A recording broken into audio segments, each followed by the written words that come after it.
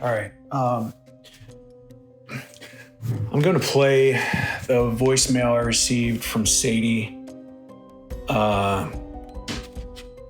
She sent me via text just now. This is really interesting. This is the last contact and last time we have heard from Jeremy. This was on July 13th, 2024. Hey, babe. It's me. Tried 3 times now. I really wish you would have picked up.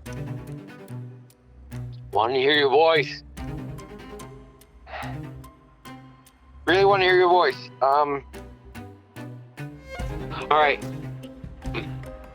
I found a guy who's gonna take me there, and hold on. Okay. All right. I have to go. We're actually gonna be heading out right now. So yeah. Okay. I have to go right now. So I love you. I love you, babe.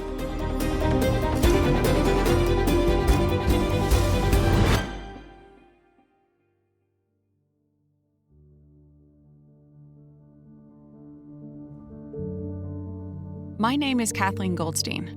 I am an independent investigative journalist focused on the stories not covered by mainstream media. Stories that need a voice when they have had none. Stories that are sometimes so unbelievable that we are left questioning the world around us, the world we live in. Most of us are familiar with strange stories of people gone missing, or places like the lost city of Atlantis or the Bermuda Triangle. Fascinating tellings of the most mysterious occurrences on Earth. But the story I am about to tell you, well, it may be the most mysterious, chilling, and unfathomable of them to date.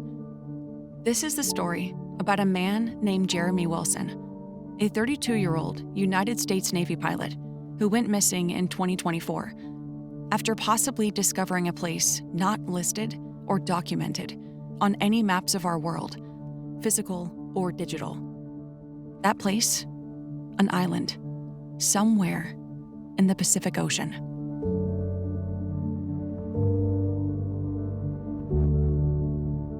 The voice you heard at the very open of this episode is Matthew Hentges, a colleague in the investigative journalism field and a dear friend of mine. I've known Matthew for nearly 20 years now. We actually studied together at the University of Colorado Boulder. Both of us entrenched in journalism there. After graduation, we went our separate ways, me starting a family with my husband, Ben, and having 3 children together, and Matthew living his vagabond lifestyle, never being tied down to anything, anywhere, living out the version of his own dreams. We have continued to stay in touch over the years, sharing our work with each other, bouncing ideas from my brain to his, and vice versa. Each of us a trusted soundboard for our work, before extending it out to the masses. Trusted feedback, which is crucial to have in the world of independent journalism. Matthew is a wonderful journalist, one who will stretch the limits of what most consider reasonable reporting. He'll take an investigation as far as he needs to, oftentimes putting himself into precarious situations, even extreme danger. Trust me, he's done it continuously over the years. I've tried to talk him out of doing so many times, but some people are just built different. Matthew continues to exemplify those characteristics as he begins his reporting on this new story that he has taken on, looking for an old friend of his, Jeremy Wilson, who had been missing for over 30 days during the summer of 2024, and I am here to help tell that story, alongside Matthew. Many journalists use an audio recording device to reference back to their ongoing work, to allow themselves to think out loud, helping them lift their investigations out of their minds and into written words for a story once it's ready. Thankfully, Matthew does just that, which has afforded us the ability to tell this story in the way that we are on this podcast. This reporting is ultimately his work, and I will mainly allow him to tell it to you as it happened, bit by bit. This is The Island in the Pacific, Episode 1, The Mystery of Jeremy Wilson.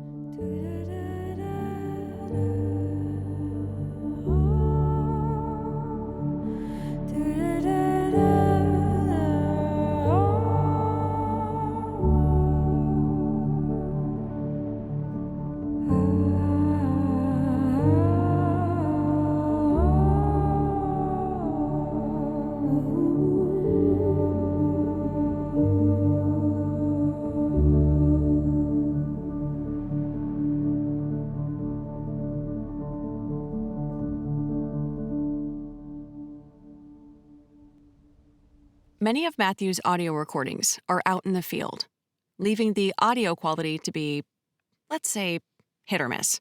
I'll make sure anything that becomes difficult to hear is cleared up and explained. Matthew begins his investigation with a journalist's best friend, caffeine.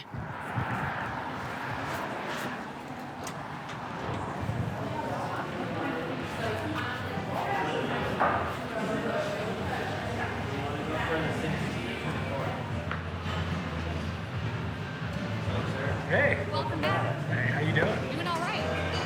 What can I do? Let's do a drip coffee.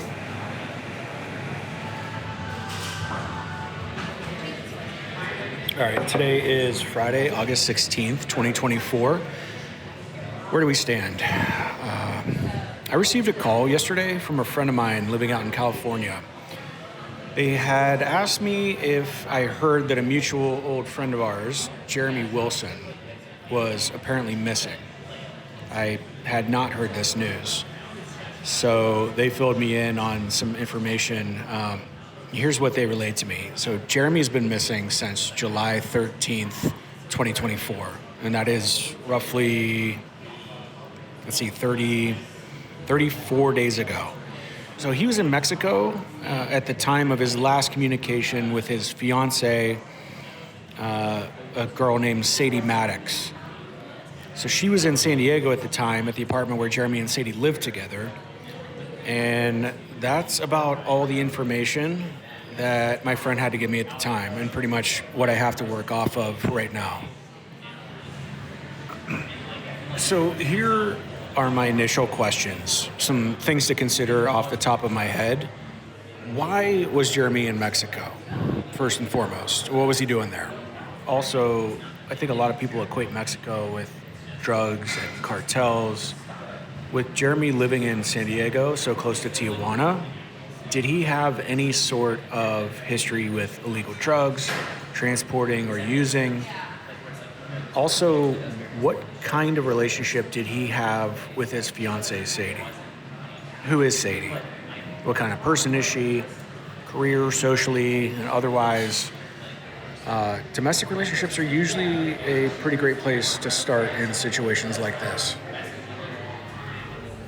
There is a lot of vagueness here, and we need to start drilling down. So first things first, I need to talk to Sadie Maddox. Sadie Maddox, a name we will become very familiar with. As mentioned, Sadie is the fiancée of Jeremy Wilson and the last known person to have communication with Jeremy. Sadie is 30 years old, around 5'8", blonde hair. She's pretty. Someone I could see a lot of men turning their heads for. And although she promotes positive health as a Pilates instructor at her local gym, Sadie smokes cigarettes like a chimney. The irony escapes nobody. She also has an interesting past. More on that later. Matthew was able to track down Sadie's phone number. He gives her a call.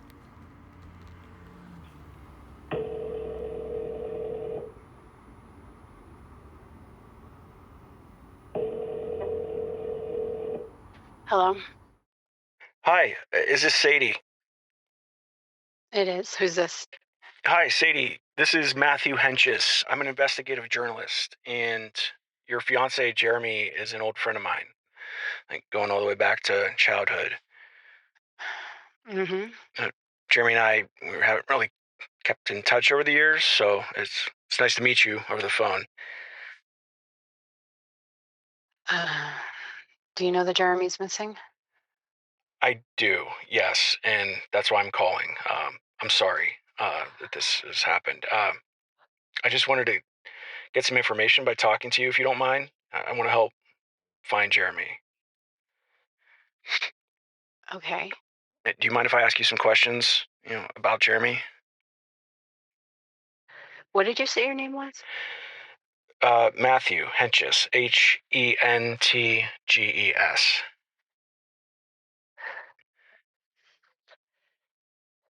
Okay. And you grew up with Jeremy? Yeah, we grew up together. We've known each other, since we were kids. Elementary school in Montana. We hung out all the way through high school before he took off for the Naval Academy, and I went to college. He's an old friend, and another old friend of ours. He told me he was missing. I just found out, and I want to help find him. So if you're okay with that, I'd really love to help. Well, I could use all the fucking help I could get. So. All right, great. I know this can't be easy for you. Are you in San Diego right now? Yeah, I am. Yeah. I mean, staying put here because friends of mine said it was too dangerous for me to go looking for him. I mean, he went down to Mexico. That's the last place he was. Are you, you're in San Diego? No, I'm actually in St. Louis right now. I live here. Okay. Sadie, is there any particular reason your friends said it's too dangerous to go looking for him in Mexico? I mean, that's just their preconceived notion of the place, the drugs and the cartels and all that shit, especially if Jeremy was with dangerous people. Do you know if he was with dangerous people? No, I don't know. And do you think that he might have been?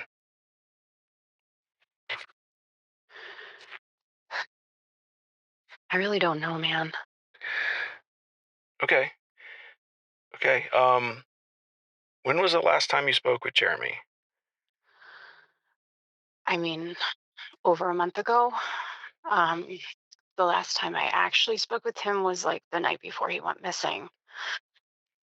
I mean, I heard from him the next morning. He texted me, he tried to call me, but he left me a voicemail.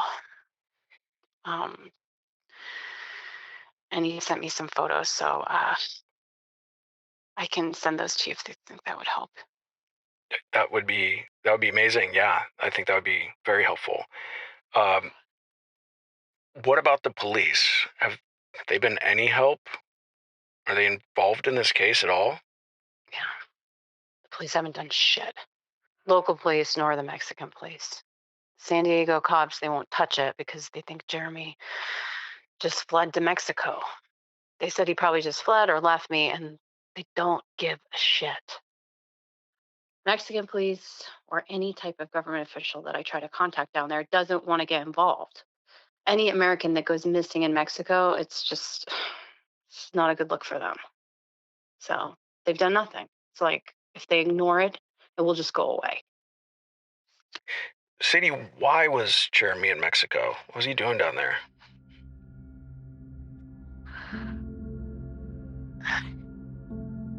I mean, he was looking for something. It's a really long story. It's a crazy story. I really don't think I'm comfortable talking about this over the phone. Oh, all right. Are you scared of something or someone?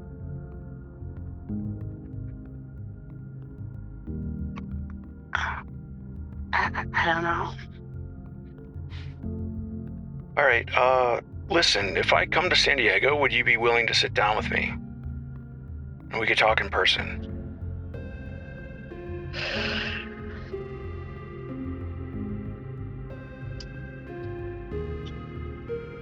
Yeah, sure. Okay. Great. Listen, I know this can't be easy for you right now, but I just want you to know that I'm here to help, okay?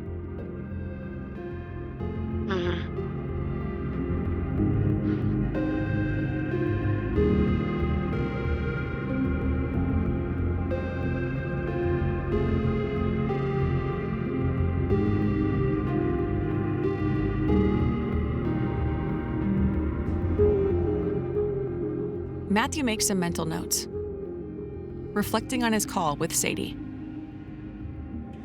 So I just got off the phone with Sadie Maddox. She sounded still a bit shaken up. My initial gut reaction to this is that Sadie obviously knows more than she's letting on. That being said, she seems to be open to talking about it with me in person.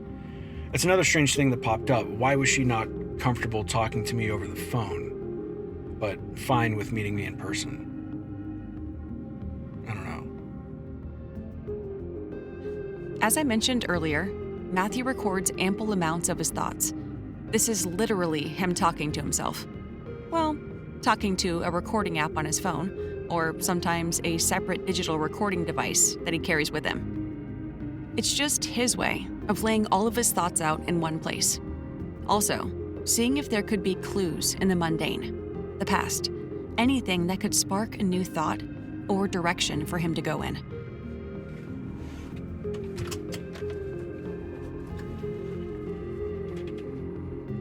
So, my history with Jeremy is somewhat simple. We knew each other, since we were little kids. Grew up in the same hometown in Missoula, Montana. We were mountain kids, loved nature. So we went to grade school and then high school together. I wouldn't classify us as best friends, but good friends. We mainly hung out in separate groups of friends that hung out together, basically. So the separate groups would come together during, larger high school parties, that sort of thing. We weren't close in the way that you would tell someone your best kept secrets, but would shake hands and drink a cold beer together whenever the opportunity arose around a fire pit on a chilly Friday night. Jeremy went into the military after high school. It's actually when we kind of stopped communicating. We just kind of lost touch, He went to the Naval Academy, ended up becoming a pilot, flew jets. Pretty awesome.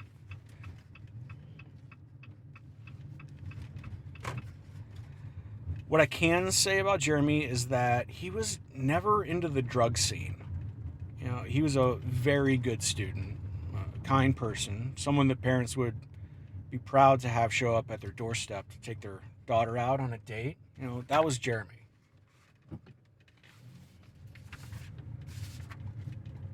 And I understand people can change, especially as they grow into adults.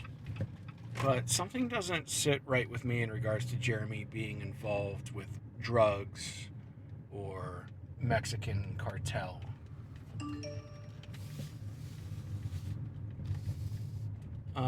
Okay, it looks like Sadie just texted me. I'm gonna pull over.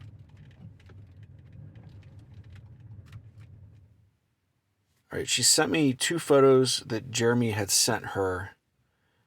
The first one is just a photo of a landscape, it looks like. A sunset in a desert. There aren't any people in the photo. Area looks pretty desolate. It's pretty, but desolate. And the photo is, it's time-stamped at 7:50 p.m. on July 12th. So this is the night before Jeremy's last contact. And it seems like he's comfortable enough to be taking sunset photos. The other photo is a selfie of Jeremy. Wow. I haven't seen him in so long. He looks tired, if I'm being honest. A little thinned out.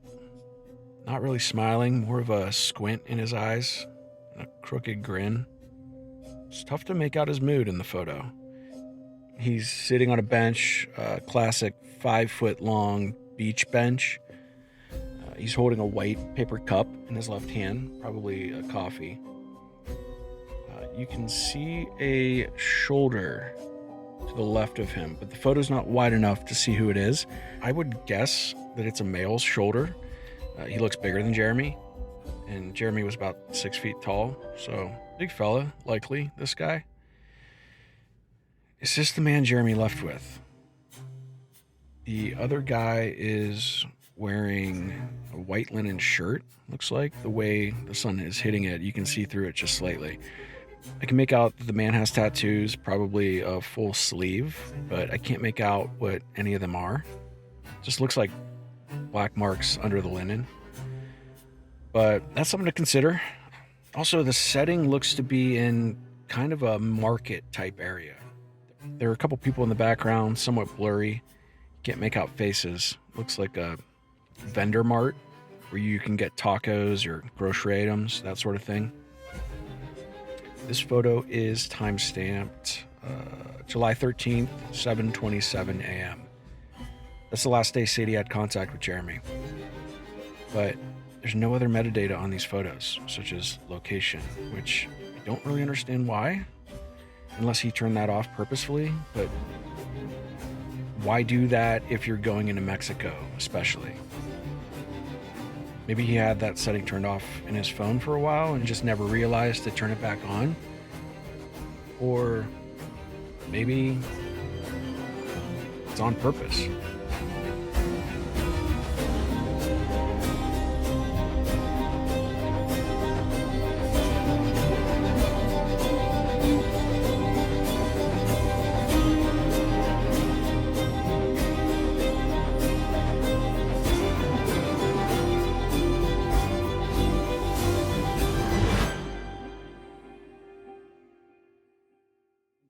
Minutes later, Matthew receives another text message from Sadie.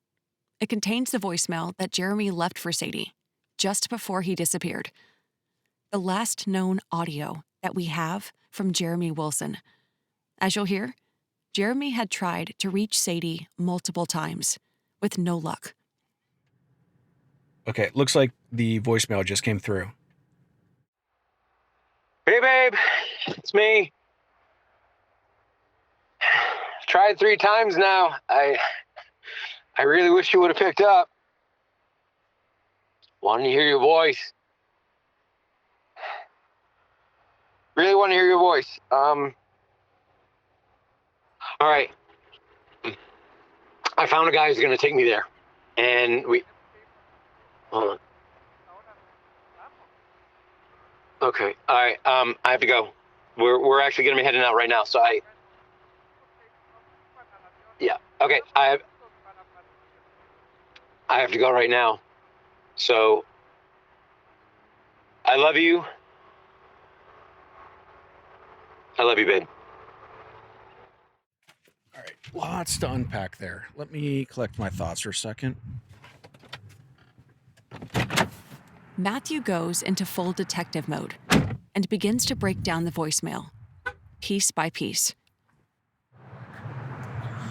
All right. I transcribed the voicemail to my notes. So here's my breakdown. Date of voicemail, July 13th, 2024, at 8:23 a.m. So Jeremy was trying to get a hold of Sadie, but she didn't answer. Jeremy called 3 straight times without luck. So what was Sadie doing? And if she knew this was dangerous or unusual for Jeremy to be down in Mexico, then why is she either ignoring or flat out missing multiple calls from Jeremy? Hey, babe, it's me. Tried 3 times now. I really wish you would have picked up. Wanted to hear your voice. Really want to hear your voice. I found a guy who's going to take me there. It's about as vague of a clue as you can get, but it's something. I found a guy who's going to take me there. We know Jeremy wasn't alone, and we know there's another man involved. These are the questions I need to talk to Sadie about, but it is going to have to wait until I meet her in person. I have to respect her request. I just texted her to see if she knew about this man and if she knew where they were going, and she said she would tell me more in person. So there's that. To me, the way Jeremy says, take me there. I found a guy who's going to take me there. He's going to take me there. Take me there. Hints to me that Sadie knew where there was. That's just my hunch. Continuing on, Jeremy then says, I have to go. We're actually going to be heading out right now.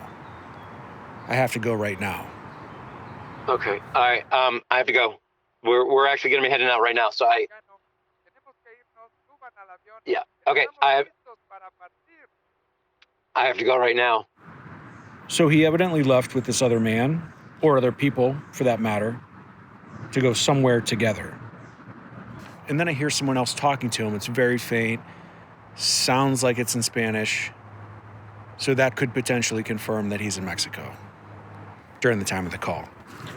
Now, if he said he found a guy who would take me there, then I can assume Jeremy didn't know the guy previous to this encounter. And what's going on in the background? To me, it's really tough to tell. It's very faint, but it does sound like a plane, like a prop plane that starts up. All right. I found a guy who's going to take me there. And hold on. Okay. All right. I have to go. We're actually going to be heading out right now. So If you listen close enough, I think you can hear that. So did Jeremy fly somewhere, or is that just a random occurrence? Something that has nothing to do with Jeremy? Obviously, they're near an airport or an airfield, if that's the case. At least we know it's an option. And so then where were they going? Is this whole thing cartel affiliated? Was this guy he was with a driver, a pilot, a middleman, connecting him to someone else? Whomever that might be. Or whatever thing Jeremy was seeking out. Whatever it was, seemed urgent.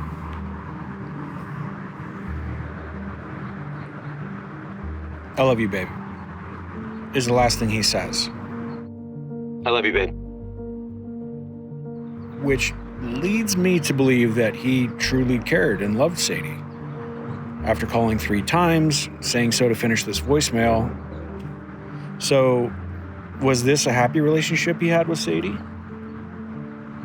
Is everything good there? Seems so. Maybe. I do still wonder about Sadie not answering the phone. That's bugging me.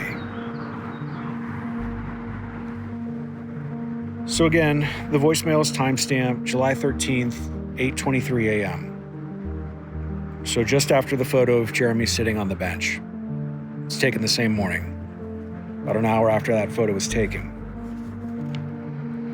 It's actually pretty unusual to have a clue like this voicemail right before someone disappears. But at least we have something to go off of. I have a feeling Sadie might be able to connect some of these dots. I can only hope.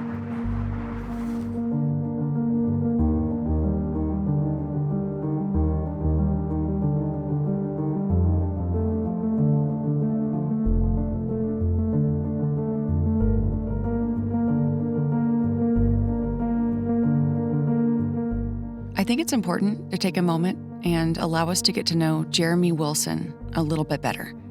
Let us understand the kind of person we are searching for. Through some online sleuthing on Facebook and other social media apps, I was able to track down some of Jeremy's old friends from middle school and high school, and a couple of current ones. Here are some of them speaking on the kind of person Jeremy is. It's just really crazy to hear that he's missing. I don't know how to react to that news. It's devastating. I'm at a loss. Jeremy and we went to all of the high school dances and just had a really great relationship all those years ago. He was always the guy that made people comfortable in conversations or just hanging out in groups. We hosted a dinner party once, and the food ended up being terrible. It was actually pretty funny, but he just made everyone who came laugh it off, and we went about our night playing games and telling stories with everyone. There was a lot of pizza ordered after the food he made was a complete disaster. It's a good memory. I miss him. Senior year, end of year rager out at Brindley's farm. Total chaos. Someone had fireworks, someone else brought moonshine that tasted like lighter fluid, and Jeremy showed up in a 3-piece suit. I'm not even kidding. It's 85 degrees out, everyone's in cutoff shorts and flip-flops, and he walks in looking like he's about to give a TED talk. Said he'd been inspired by Sinatra that morning. That was the kind of guy he was. He'd commit to a bit like his life depended on it. But here's the part I always think about.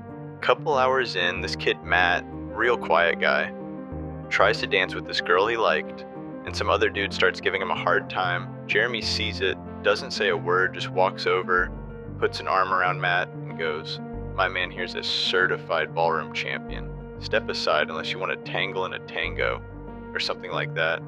Totally made it up. It sounds silly, but he said it so smooth the guy backed off. And Jeremy just nodded at Matt like, "Go on then." Matt ends up dancing with her. I don't think he stopped smiling the rest of the night.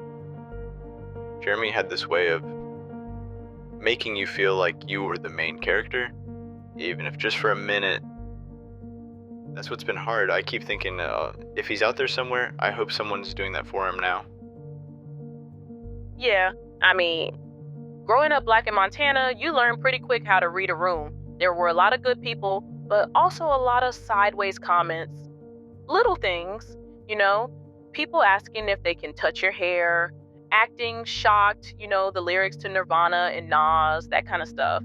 But Jeremy, he never made it weird. He didn't try to prove anything. He just treated me like I belonged. And back then, that was a big deal. There was this one party, we were maybe juniors. Someone had the bright idea to play nothing but early 2000s hip hop. Lotta Nelly, Missy Elliott, Usher, and Jeremy. Bless his heart, this boy tried to hit the floor like he was in a music video, but he had no rhythm, none. Like, none. Like, arms doing one thing, hips doing another, and somehow he was still off beat. Looked like a confused inflatable tube man. But here's the thing, he didn't care. And when he saw I was the only girl there not dancing, he just came up and said, "I need backup. If I'm going down, I'm taking you with me." And he pulled me out onto the floor. We danced like fools the rest of the night. People were cheering, laughing, and for once, the spotlight felt good. He made space for me in a town where there wasn't always space. I never forgot that. I'll never forget that. Yeah, I mean, everybody's got that one friend who does the dumb stuff you'd never try, but somehow makes it look cool. That was Jeremy. This had to be sophomore year, so we're like 16. And we skipped 5th period to go mess around at the Twin Lakes. Just me, Jeremy, and our buddy Derek. And Jeremy's mom's ancient Ford Taurus that always smelled like maple syrup for some reason. Anyway, we get out there and Jeremy's like, "Bet I can jump off of that rock and stick the landing like a superhero." The rest of us are like, "Dude, you're gonna snap your spine." He had to be 15 feet up or something. Of course he does it. Full cape and everything. Well, it was his dad's trench coat, but you get the idea. Climbs the rock, yells for justice like some budget Batman, and jumps. He lands it. Knees buckle, face plants into the mud, but then pops up like he meant to do it. I think that was the day I realized Jeremy didn't have the fear gene. And afterward, we're walking back soaking wet, covered in mud, and he goes, "Tell me that wasn't straight up Oscar worthy." Like he knew his life was supposed to be a story. I guess that's the hardest part. Not knowing where his story went.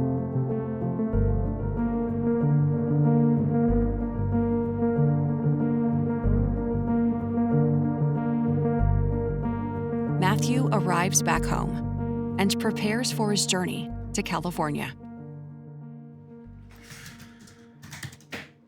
Okay.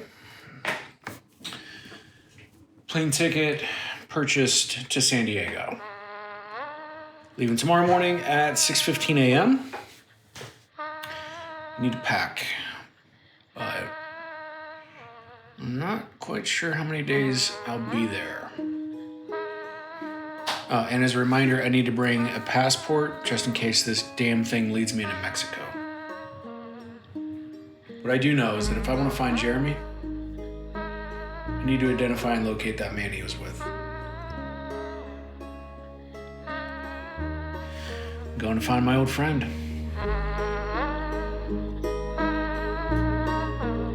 I love you, babe. I love you, babe. I love you, babe.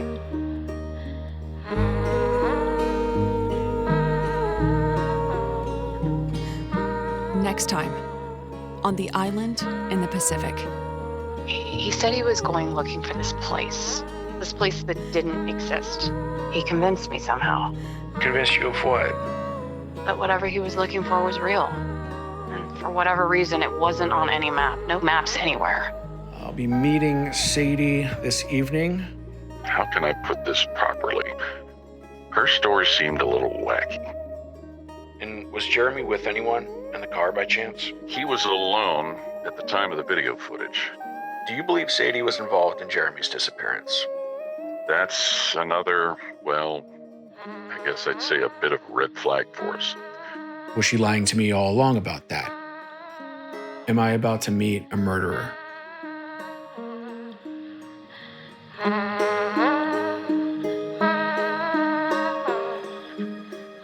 Music contributors are listed in the show notes. Please like, share, and follow to help support this podcast. And leaving a positive rating will also help get Jeremy's story to more people. This podcast is produced by Steel Valley Productions.